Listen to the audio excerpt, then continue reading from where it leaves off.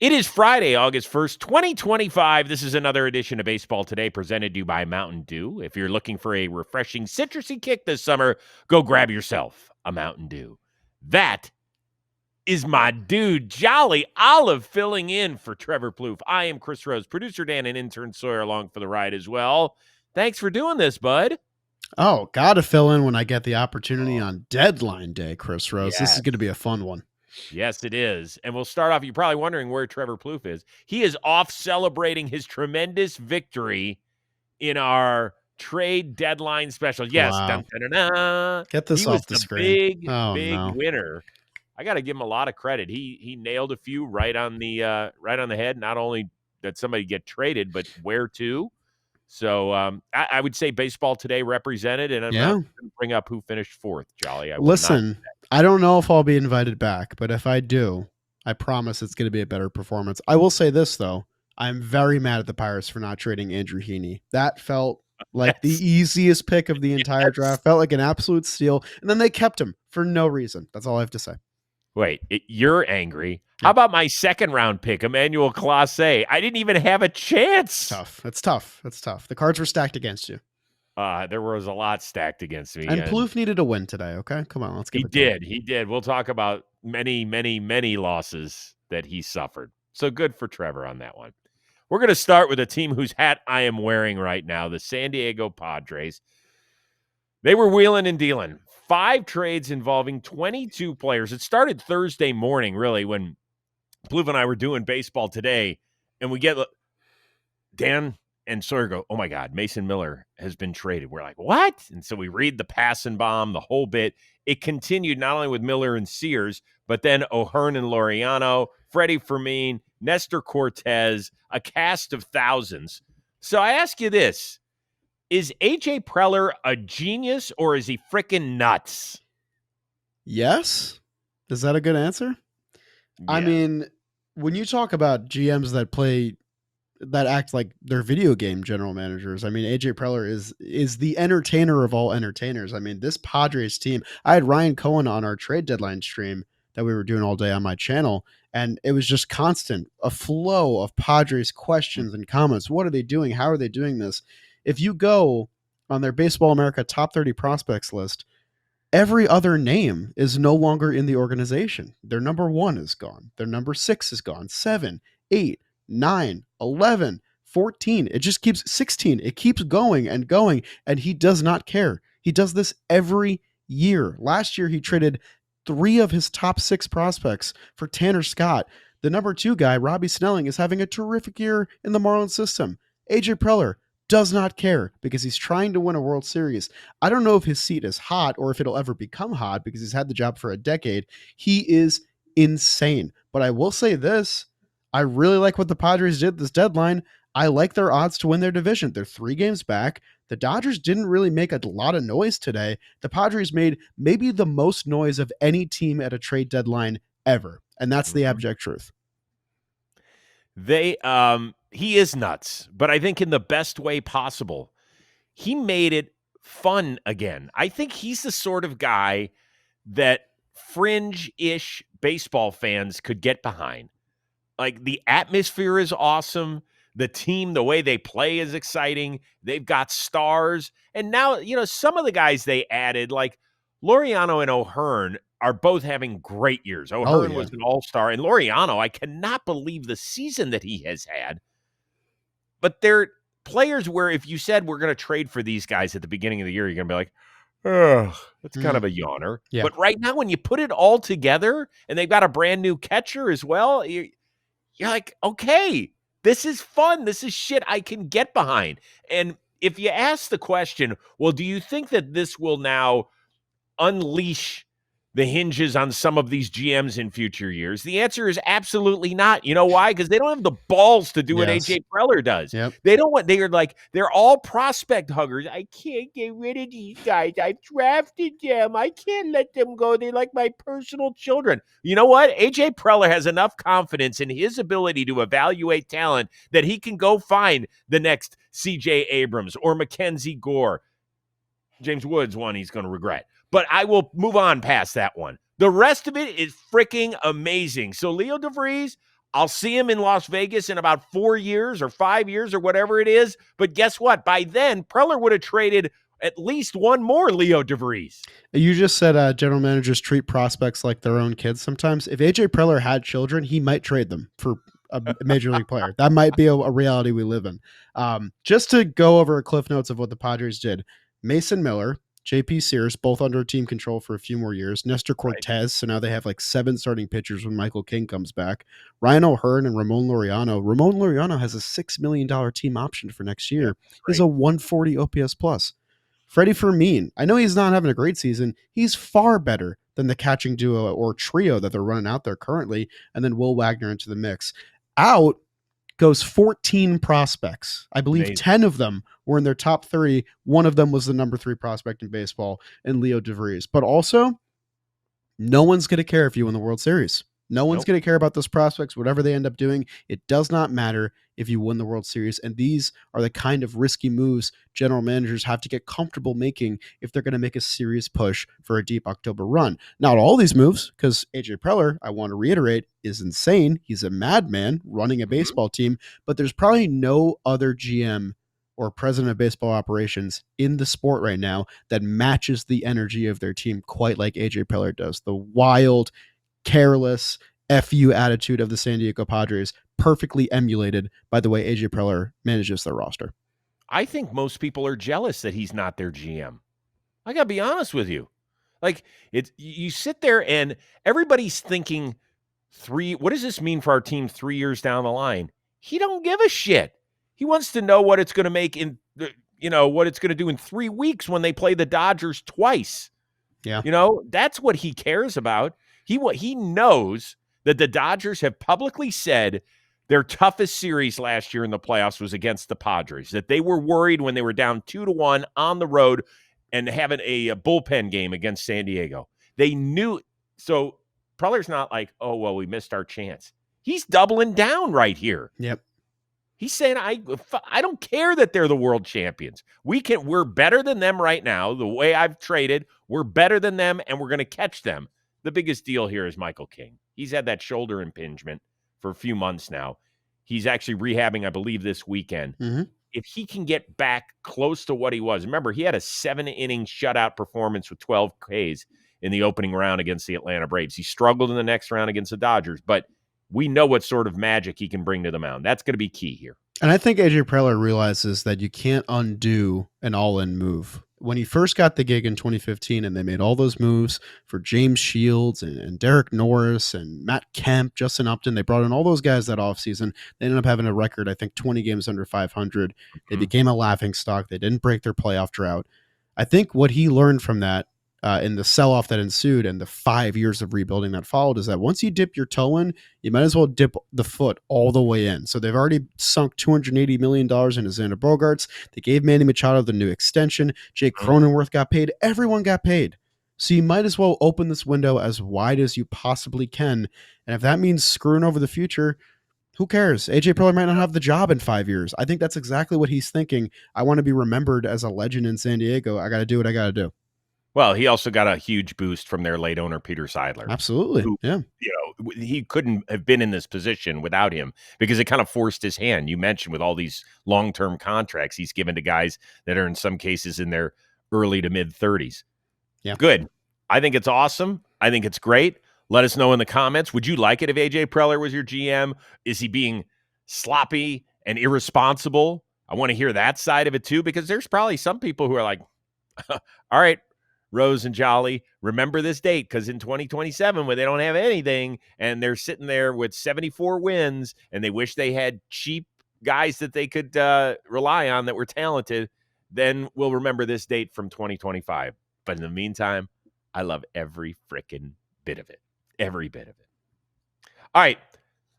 The biggest deal of the day, unquestionably, is what the Minnesota Twins did with the Houston Astros. Carlos Correa is going back home. He was dealt to Houston for a single-A 26-year-old left-handed pitcher. On top of that, Minnesota gets to eat $33 million of the $104 remaining on Correa's contract. Now, Correa had to agree to move from short, where Jeremy Pena is playing, over to third base for the first time in his career in order to waive his no-trade clause. Yeah, I had some conversations with the front office in Minnesota, and we were not moving the direction that I thought we were after winning the playoffs, and they agreed with me that it was time to move me, and I let them know that there was only one team that I will allow that to happen. All right, let's start with this before we get to the Minnesota side of things. What type of player is Houston getting back? How much of a help can Carlos Correa be? Maybe this is just me being a stupid baseball fan, but part of me fully expects Carlos Correa to regain some kind of old form as soon as he puts on that uniform. I know he gets that his superpowers back. It's something along those lines. Like if you block out Carlos Correa's picture on Baseball Reference and you just look at the numbers and you consider what the Astros did here, it looks like a bad move. They're getting a player who's below replacement level, who's got a slugging percentage under 400, battling health concerns, who you're gonna have to pay $66 million for over the next 4 or 5 years. That part of it doesn't look great, and then you take away that hand and you see that it's Carlos Correa and you see him back in that uniform where he's made so many postseason memories, so many torturous memories for opposing fan bases. Part of me just believes that something will click, and part of him being back home will reignite what has been kind of a weird spell in his career, because when Correa's been healthy for the Twins, he's been great. But something about that partnership never felt quite right. It always felt like kind of a weird, I don't even want to call it a black hole, but just a pause in what has been a really good career for Carlos Correa. Now he's coming back home after all the weird contract fiascos, all the injury concerns. And I think it's just my silly baseball homerism that is going to be me believing that he's going to be the guy that he was back in 2021, the 7-WAR, 26 homer, 131 OPS plus shortstop. He might not even been playing shortstop because Jeremy Pena has been great. Point being, I think he's back where he belongs. Yeah, so in the playoffs, he's got an 865 OPS with 18 homers. It's pretty good. Yeah. It's pretty good. So if they get there, if they're able to hang on in a highly competitive American League West and get there, you know what time it is. The Astros won't let the Mariners have anything, man. Unbelievable. I think, Jolly, even though, and I'm going to tell you this from the little that I know of him, and Plouffe knows him significantly better because he calls the Twins games. He's really a good guy. And I'm not, people are going to be up in arms and blast at me in the comments and say, oh, well, how good a guy is he for cheating and all that stuff? I get it. I understand it. And I'll listen to it. But I'm going to tell you that, he's a decent dude. But I think he relishes that role for some reason. And I'm not sure what it is. Some guys, do you remember? You're probably too young to remember this, but when LeBron went from Cleveland to Miami. Oh, come on. You think I'm too young to remember that? Come on. Well, this part, not the actual movement, okay, but how he reacted out of the gate. Yeah. He started being this highly unlikable guy who was like, all right, screw it. It's us against the world. We don't give a damn if you don't like. And he didn't wear that well. Yeah, when kids showed up to my high school in Heat jerseys, they got bullied. I remember this. This is a big thing. What I'm saying is that there are guys who relish the opportunity to kind of be the evil character, to be the heel in a wrestling world. Love it. And I think Correa, even though he's a decent guy, eats it up. So I think this could fuel his game. Will it keep him healthy? No, that's not what's going to keep him healthy. But will it make him more productive? It sure as shit can. And I mean, the cool, I don't want to say the cool thing. Nothing about this is cool for Twins fans. I want to reiterate that. Oh. At the very least, Carlos Correa will be a part of Twins history in the fact that he's a key piece of them snapping that dastardly long playoff loss drought. That he was a big part of, the pickoff move against Vladdy, a couple big hits in the DS, a win against the Astros, symbolic in a way. But this just felt right. Like the reaction on the stream of me and Ryan was elation. And it's weird because we're not Astros fans. We know about the history of Correa and the Astros and the banging and all that. But part of fandom is, kind of wanting a villain in the picture. Whether Correa wants to, go back into that role or not, once he puts on that uniform, that's how he's going to be viewed. And I think that's like baseball theater at its best. Absolutely it is. So we get to the other side of this. Isn't the bigger story what happened with Minnesota, where they traded 11 guys over the last several days. I never remember a team unloading 40% of its roster the way that the Twins did. I mean, it's not quite the same because the teams didn't accomplish the same things, but this is very reminiscent of the 2021 Cubs, the team that was contending, had a good roster, and then a really nasty losing skid sent their roster in a tailspin, and they sold off everybody. That was the year that Rizzo and Baez and Bryant all got traded. The Twins, it's not the same level because guys like Buxton and Ryan are still on the roster, but in terms of just pure number of parts in, parts out, 11 men on your 26-man roster in the span of what, 24 hours, 30 hours, something like that. And a lot of these guys with team control. I mean, Correa's got the contract for the next 4 years. You're talking about a couple guys in the bullpen with a lot of years of control. It was a total blindside, but I don't want to say respect. I'm glad that at least Minnesota at least picked a direction, because a lot of teams at this deadline kind of stood pat and stood in the middle, unsure of what direction to take. Minnesota made it very clear what direction they're taking, but it's a disservice to their fans and a disservice to the 2023 team that had a ton of momentum and a ton of talent and couldn't stay healthy last year, and now they're paying the price for it this year. Well, the direction they picked is cheap. Yes. I mean, we understand. I don't care what Derek Falvey comes out and says, and there are good people there in Minnesota. Plouffe says it all the time. They are a wonderful organization. They have done more than a disservice. Whatever, you take that to the nth degree, and that's what they've done to their fan base here. They've taken a big shit on the field. It is awful. It's embarrassing for the sport. We all understand it, because if you understand a little bit about the business of baseball, they've been trying to sell the team. The Pohlad family has had a for sale sign in the front yard of Target Field for a while now. Yeah. And they thought they had a deal, and they don't. So what are they doing? They're stripping it down. Everything must go. They have cleared more than $70 million off their payroll between now and 2028. $70 million. Now, do you think that they're going to reinvest that in the team or not? I would probably say not.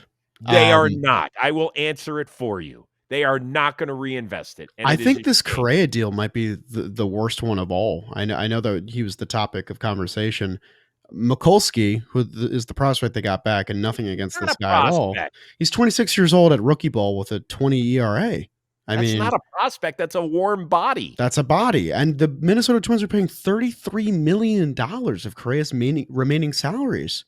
Like, this was just a pure, let's cut our losses and get out of this while we can, completely ignoring the fact that Carlos Correa can return to being productive this year. Like, that's not out of the question at all. They're not the first team to do a salary dump. They're just not in any sports. We've seen it before, but it hurts, and it's shitty for the sport. This is not good for the sport. As fun as the trade deadline was, and for God's sakes, you know who broke the Carlos Correa news to me? Because I was working on the set at NFL Network. We're in the middle of a break, and Maurice Jones-Drew, who's not a big baseball fan, turns to me and goes, "Damn, Carlos Correa just got traded." That's what he said. That's awesome. So I was like, wait, no. Really? It happened? It can't. And then you see every few minutes there's another Twin that is out the door. Yeah. For God's sakes, their social media team had to post more thank you notes than I wrote for my wedding. This is horrible, a horrible look for a once proud franchise. Yeah, I mean, you have the Kansas City Royals in the same division who are a game under 500, not playing good ball. They extended Seth Lugo, and they bought at the deadline. They brought in Mike Yastrzemski. They brought in pieces to try and help them get better, even though they're not currently in a playoff spot in an admittedly weak league. The Minnesota Twins could have managed to do the exact same thing. A lot of teams did a soft buy this year. It did not cost them much, and instead the Twins went in the 180 direction of tearing down this entire roster with not a lot of prospects knocking on the door either. Now, did they get some guys who have flashed at times at the major league level? A James Outman, a Taj Bradley? Yes, that's good. Did they get a top 50 prospect from the Phillies in the Duran trade in Tate? Yes. And they don't have any catching in their organizations, what Plouffe said. Great. That's all well and good. But man, it just feels like they're not going to be able to get out from under this for years. And if you're Byron Buxton, and if you're Royce Lewis, And if you're Jorge Lopez, like the lone survivors here, you're looking around going, what are we playing for? And I hope there's no bullshit line from anybody in leadership who's like, well, we just didn't think this was our year, and so we had to go do it. Now we got some great returns. Don't lie to the fan base. At least tell them what it is. Just say, hey, we're trying to sell the team and strip it down. Do not lie to people. If that's the tact you're going to take, be an adult and tell us. Dan Hayes of The Athletic said it from an anonymous Twins player. Now no one wants to stay if they're selling like this. And this is, weeks after Byron Buxton said, I'm never going to waive my no trade clause. I'm a Twin for life. It's a great feeling. They traded all of his teammates in response to that. I mean, that's got to change the way that you feel about your organization, right? Yeah, I mean, I just did a Dugout Discussions interview with him, and I asked him why it was so important for him to reiterate that. And he said it's because the organization stood behind me the entire time. And I wonder if he's changed his thought process. Would love a follow-up interview. Would love it. Oof. It's too bad, man. Sorry, a lot of good people, and they're going to – you're right, man. It's amazing that it was less than 2 years ago they were bouncing around the field after dismantling the Blue Jays. They're moving one of the best teams in the American League that year. Yeah, they were great. Like, that's not that long ago. That just sucks. Yeah. All right, it's time right now for our Like a Bosch Player of the Week. It's brought to you by Bosch Power Tools. Just like Bosch Power Tools, this player got the job done through hard work, grit, determination. Jolly, who's your dude? My dude this week, I'm happy to give him a shout out because he's quietly having a really good year since getting traded from the White Sox. Andrew Vaughn, 1.478 OPS this past week. He's hit safely in his last 6 games. A big grand slam, a grand slam that kind of got Ryan Presley DFA'd. Andrew Vaughn has found his home with the Milwaukee Brewers. What a move by them. Savali in, Vaughn in, and it's reinvigorated their offense. So he gets my Player of the Week. It would have been easy for me to go with another first baseman, Nick Kurtz, because of the 4 home run game, and that kid is such a stud. I'm going to shine the light on one of the more disappointing teams this year, the Baltimore Orioles. Tyler O'Neill, good week for him, 7 hits, 4 of which left the yard. So he went 4 straight games with doing this, 10 ribs. You know, he goes on these streaks. We saw it in Boston, right, where it felt like he homered in 5 or 6 straight games a year ago. It's been a really disappointing injury-plagued season for him, but a good week.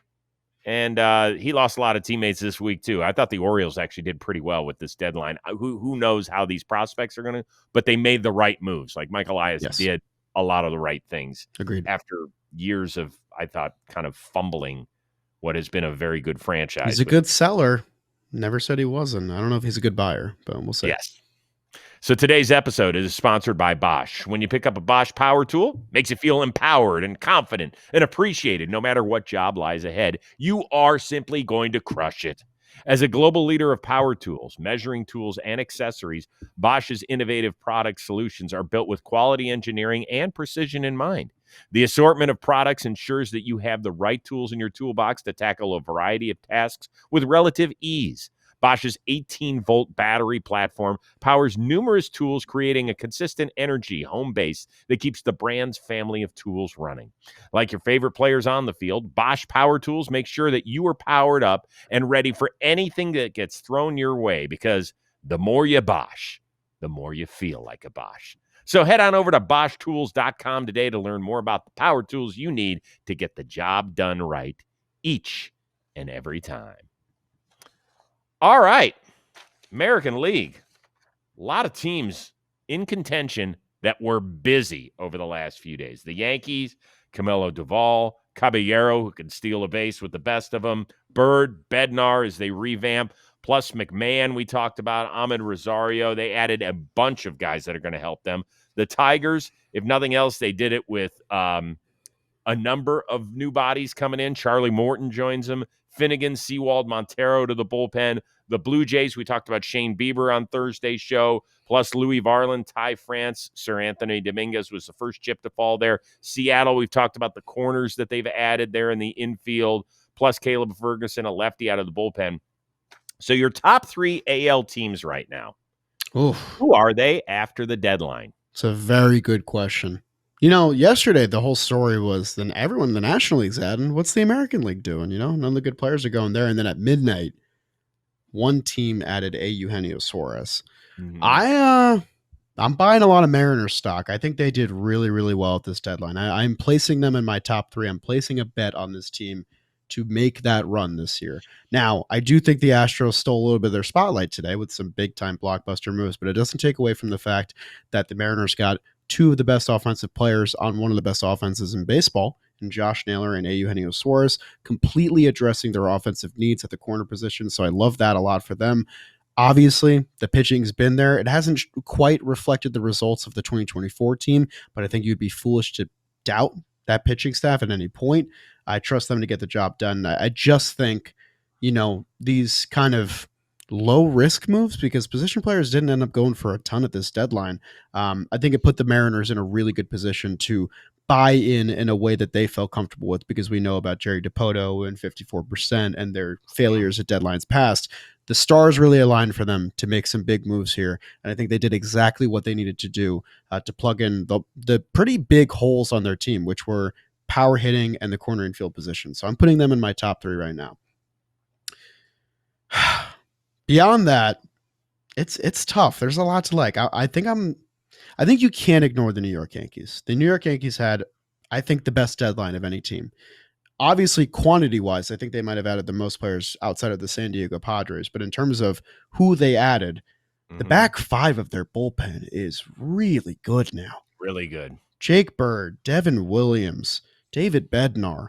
Camilo Doval, Luke Weaver. These are 5 guys that could be closers on good teams, and they comprise one bullpen. That's not even getting into Fernando Cruz and Mark Leiter Jr. This is a deep, deep pen now, and it kind of feels like this trade deadline was the year of teams fortifying their bullpens, and I think the Yankees are right up there with the Mets and the Phillies in terms of adding relief weapons at the back end.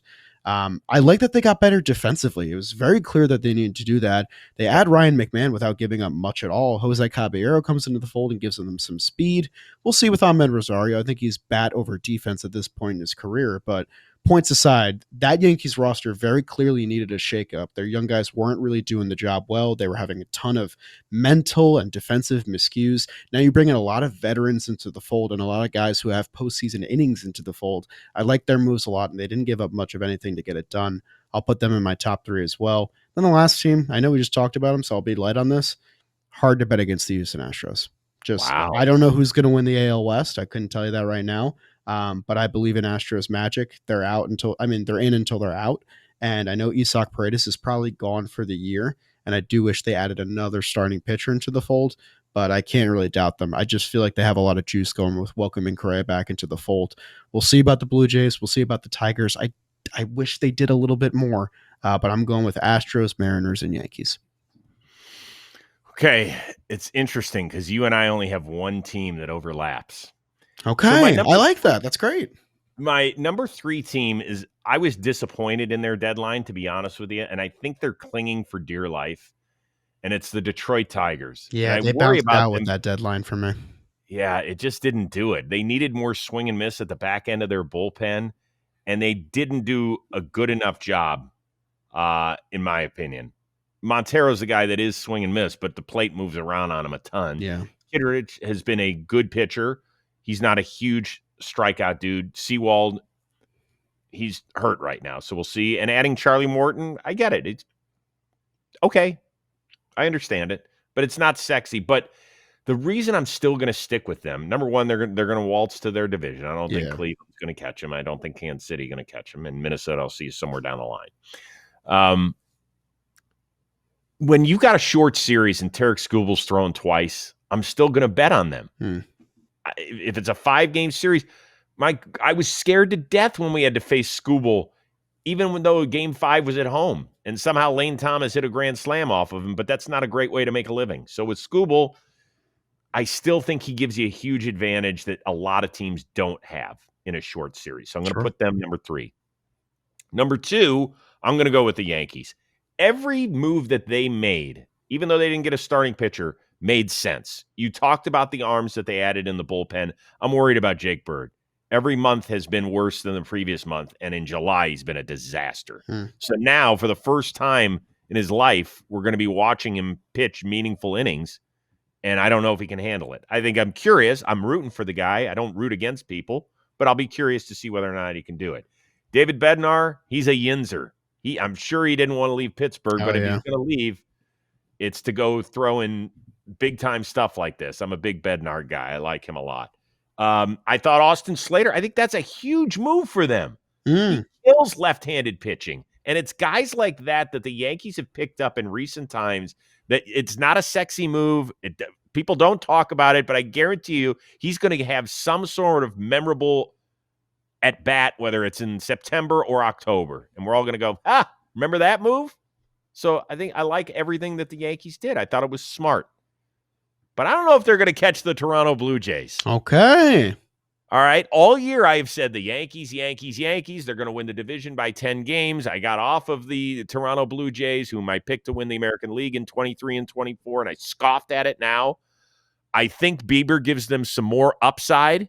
I think it's going to be fascinating to see how he's going to throw here. I am definitely rooting for him. And I think what it means is that you are going to get some experienced, nasty veteran that's going to move to the bullpen in the playoffs and is going to give them several innings. And we're going to be like, damn, that was awesome to see Max Scherzer roll out there in the fourth inning and, give them 3 or 4 innings in a game. Like, that is going to be some cool shit. And I can't wait to see it. Okay. I feel bad. I feel a little nasty leaving the Blue Jays out because they played such good baseball. And also all they've done this year is beat the Yankees. And the Yankees haven't really beat teams in their division. That's going to be the real litmus test, I think, for me in this next month and a half is can the Yankees beat the Red Sox? Can they beat the Blue Jays? Can they beat they just won a series against the Tampa Bay Rays, but that's a team that bought and sold. I'm looking at those other two teams of, can you start to win series against them? Because if you can't, you're not going to win your division. You can't win your division without beating the teams in your division. Very smart statement by Jolly Olive here. But I do think all the moves that they made propel them in a direction to be much better competition for the Blue Jays and Red Sox. Yeah, I think it's going to be really fun. Give us your top 3 teams in the American League. What you liked most about that from the American League side of things in terms of trade deadline, maybe stuff that's been scratching your head and doing that. Yep. Let's move on to the National League. We talked a lot about your beloved Mets and the Phillies on Thursday's show. 2 other powers, Dodgers and Cubs. Yeah, they made moves, but somewhat curious. Did one, both, or neither do enough in your opinion? I have a very similar feeling about the Cubs to the Tigers. Like, I know I just kind of did I wish they did a little bit more. What they did was they made their roster better technically, but I mean, this is a huge opportunity for a team that's been, down and out for, better part of this 2020s decade. I really wanted the Cubs to do more. I know that their lineup's very good. I know that they play good defense. They could have used a starting pitcher, but they don't necessarily need one. And what they ended up doing was they brought in a few relievers. Andrew Kittredge, proven veteran guy. Mike Soroka, I'm curious if he's going to start or relief for them. His relief numbers were really good last year. But I wanted the Cubs to make a big-time move, a Zach Gallen move, a Dylan Cease move, and it just didn't happen. So maybe this is a little bit of recency bias and maybe it's a little unfair to the Cubs.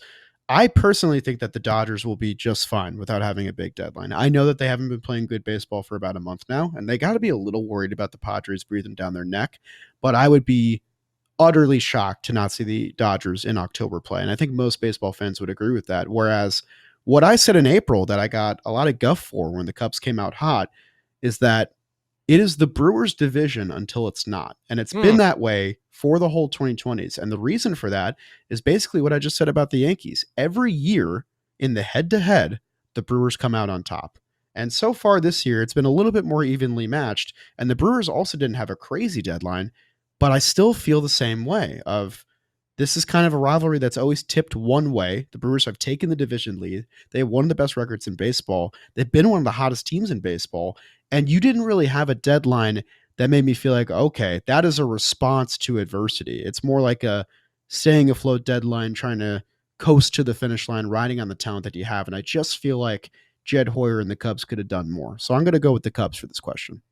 All right. I will agree with you on the Cubs. Here is their team president, Jed Hoyer, on maybe why they weren't more active at the deadline. I think for us, the focus was starting pitching. It was a tight starting pitching market. Very few rental starters. effectively no starters with just one more year of control after this. Obviously, a lot of time and energy and focus was on the really controllable starters, the guys that everyone's been talking about. Price is pretty high on those guys, right? Ultimately, they didn't move. None of those guys moved, and I think that obviously we didn't match their price, but no one else did either. And I think that's the nature of those controllable starters. I hate that. Yeah. Well, we didn't match their price, but neither did anybody else. Who gives a shit about any other team? You're the only team. So if you're the only team that made the move, good for you. I would be standing up and applauding. If I were a Cubs fan, I'd be pissed today. Yeah, I mean, no starting pitchers got dealt. They could have been the team to do it. Right. And so I'm talking about him. We heard Mackenzie Gore's name floated to the north side of Chicago over the last several weeks. Robbie Ray, who knows if he was available, but he had another year of a contract, a hefty one at that. I get it. But he's a guy that could have totally changed the dynamic. Right now, who's their game one starter? Is it Shota? It's probably Shota, yeah. Okay, but he's been up and down. But that's exactly it. It was the word you said right there. It's okay. It's not okay. It's let's go. You know what I mean? That's the difference. And the Cubs, in my opinion, they really have no excuse for several reasons. Yeah. Number one, this could be one and done for Kyle Tucker. Yeah. Maybe they'll extend him, but most likely they won't. So you will have wasted a 5-tool guy and had a great fun summer, but if you didn't get that opportunity to take the next step and he goes to free agency, and great. And also based on what you gave up in that deal. Cam Smith and Isaac Paredes. Paredes was an all-star this year. Cam Smith looks like he is going to be a stud for years to come. So if you give that up and then you don't keep Tucker around and you don't go for it at the same time, it's one thing if you give up those prospects or those players and you tried your hardest. You can live with that. I think the Cubs kind of halfway dipped their toe in the pool. Yeah. For goodness sakes, they've got so many players, Jolly, that are on the cusp of making the major leagues, but they're blocked by a great outfield. You know how many teams would have loved to have guys that are ready that aren't 18 or 19 years old and we got to wait on them? You could have gone out and gotten those controllable pitchers. And you've already made a big move, like you said, for Cam Smith, Hayden Wesneski, Isaac Paredes. These are really quality major league players. You've already sunk the toe in, dipped the whole foot in. Yeah. They've lost 3 of their last 4 against the Brewers. There's a big 5-game set with a doubleheader to kick it off at Wrigley Field in mid-August. If I'm a betting man, whoever wins that series wins the division. I'd feel pretty comfortable saying that. And also, I do want to say, I know we did game 1 starter a little bit. I think it would be Matthew Boyd having a terrific year. Boyd. I think we did forget about him and neglect that. He's been one of the best pitchers in the National League. But imagine if you had Matthew Boyd, Shota Imanaga, and an impact righty in the middle of that, like Dylan Cease, like Zach Allen, like Merrill Kelly. Yeah, well, Merrill Kelly's the big one. I mean, Gallen has not had a good year at all. Cease has not had a good year. Like, those are guys that I think are name brand better, but I don't know how much better in 2025 they are. They can spin it on a night, but I don't know if that's the one I would definitely go for. But I guess Jed Hoyer feels the same way as you, Chris Rose. I guess, but and real quickly on the Dodgers, who brought back Brock Stewart. He was originally drafted by the Dodgers. So that's a nice addition to their pen. And Alex Call, who a lot of people on social media were calling Stephen Kwan light, cheaper, and having a good year.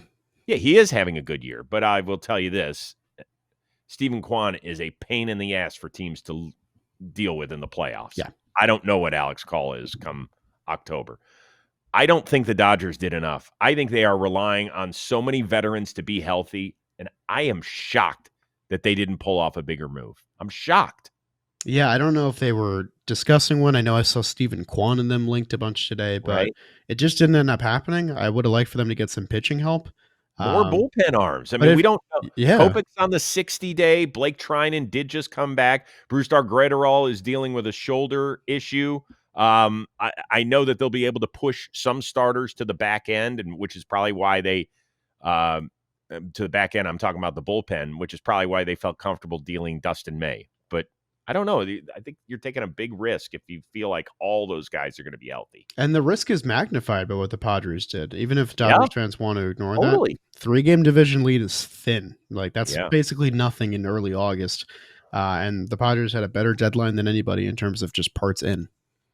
All right. So want to hear from you about Cubs. How did they do? Did they do enough? Are we being a little tough on them? Dodgers, the champs. How about them? Were you surprised that they didn't go nuts here at the trade deadline like we've seen them do in recent years, which has been a lot of fun. All right, so let's quickly do top 3 in the National League for you. Top 3 in the National League. I'm going to put my Mets there because I have to be a fan. Okay, at the end of the day, I'm going to be a fan. I try to be as unbiased as I can on the show, but I think they had a really good deadline, upgraded where they needed to. I like their odds in the National League East. Mm-hmm. I'm drinking the Padres Kool-Aid. I kind of have to. All I've done this episode is talk about how crazy they are. They got so much better. They have basically, if they have a lead in the 4th inning in a playoff game, they might just win the game. They have 5 closers. I mean, that's an unforeseen competitive advantage. They didn't give up much in the terms of major league talent. They addressed their offense with both Ryan O'Hearn and Ramon Laureano. We'll see how the pieces fit, but they got better in so many areas. And you know what? If you trade away your entire farm system, you better be a top 3 team in your league, let alone being the World Series winner. So I'm going to put them in there as well. And then my final team, I think I'm going to go back to the East. I'm going to go with the Philadelphia Phillies. I wish that they did a little bit more in their offense. They brought in Harrison Bader. They brought in Yohan Duran, which I think is probably one of the best moves made at this deadline. I know it involved 2 top 100 prospects, but I'm trusting in the proven resume of the Philadelphia Phillies, the guys that do it year in and year out. I think they're a team that always gets hot down the stretch. I'm very excited to see their matchups remaining with the Mets, and they're an opponent I respect. So I'm going to put them here because I think that rotation is still the best in baseball post-deadline. I really had a tough time with this because you left the Dodgers out. I did. I left the Dodgers out. Is it strictly because you're concerned about the health? Yes. I should have said that, but yes, I think if the Dodgers are at full strength, they're in my top 3, but I'm judging the teams as they look right now. Okay. So I put the Mets number 3. I loved what you did. I really did. I think your bullpen is great.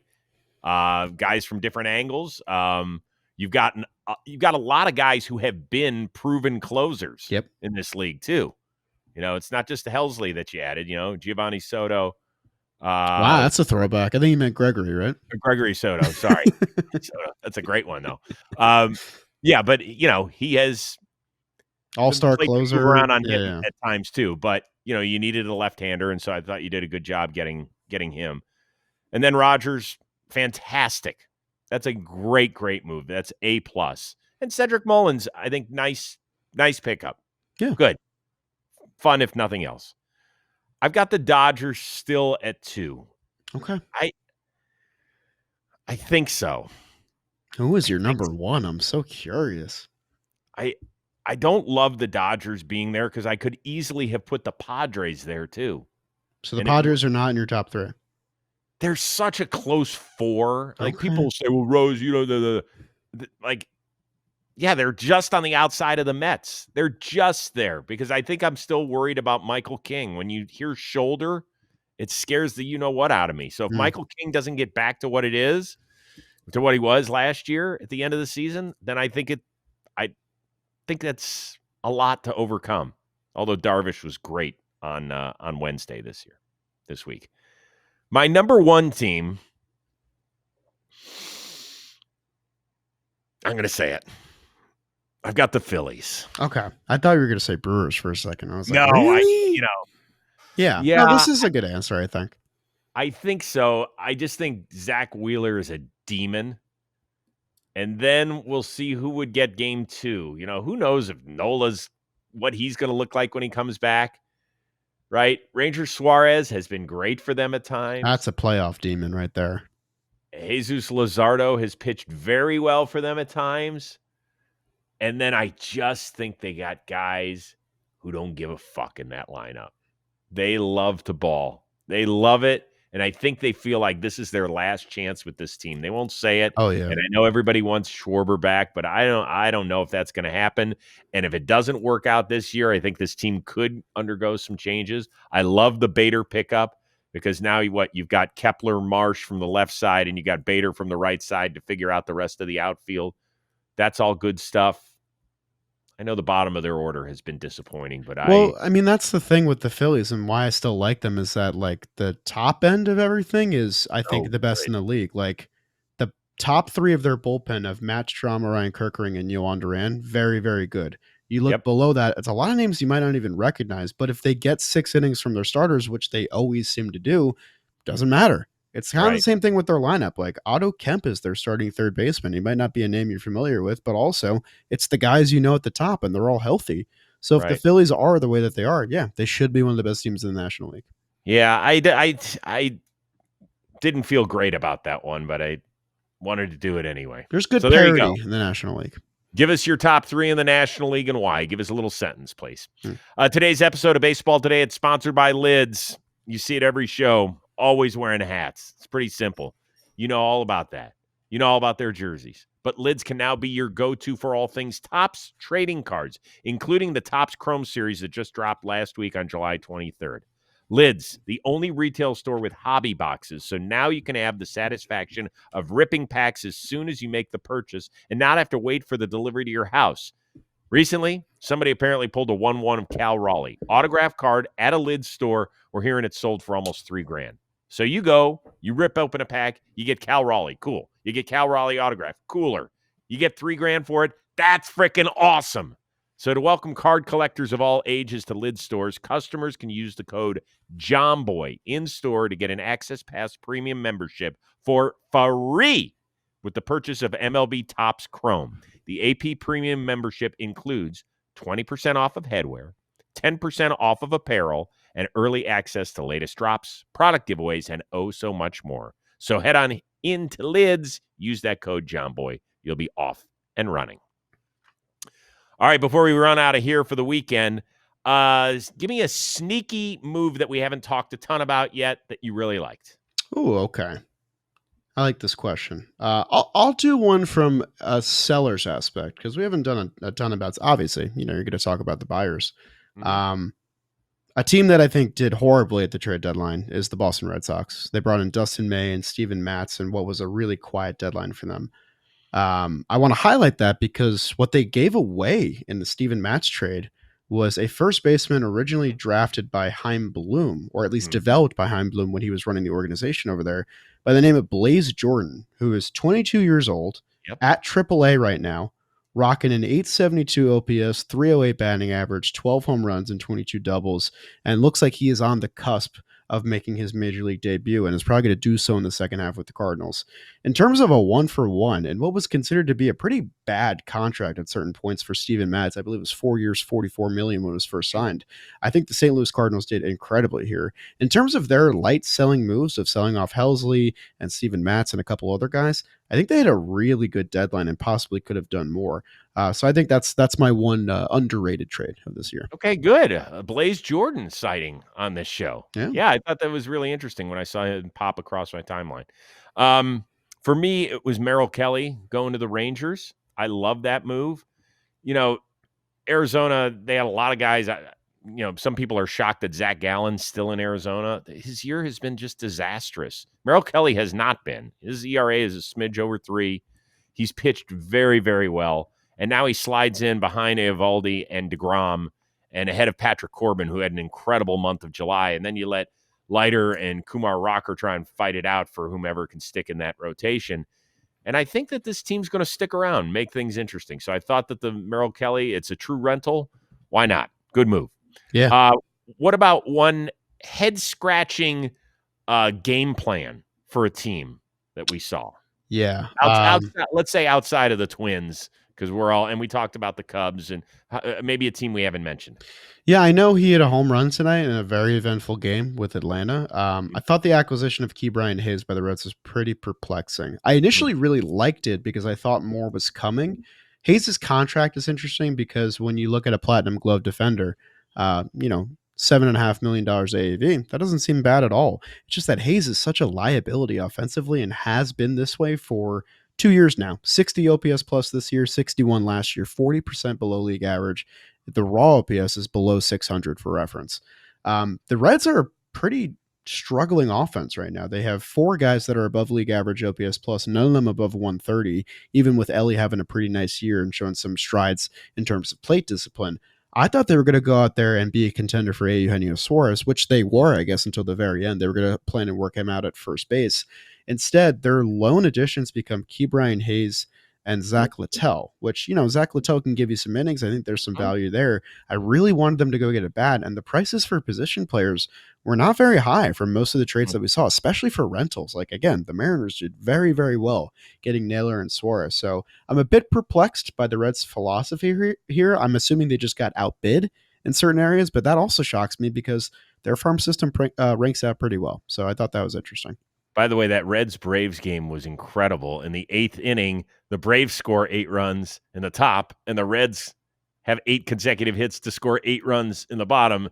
Braves end up winning it 12-11 in extra innings. And how about the Braves winning it with 2 pieces they didn't sell? Game-winning knock by Marcell Ozuna, save by Raisel Iglesias. How about that? Yeah, pretty interesting. But you mentioned Ke'Bryan Hayes, who had not only a home run, but an error. Yeah. How often has that happened in the same game where he's gone deep and committed an error? I don't know which one's more rare for him. Might be the first time.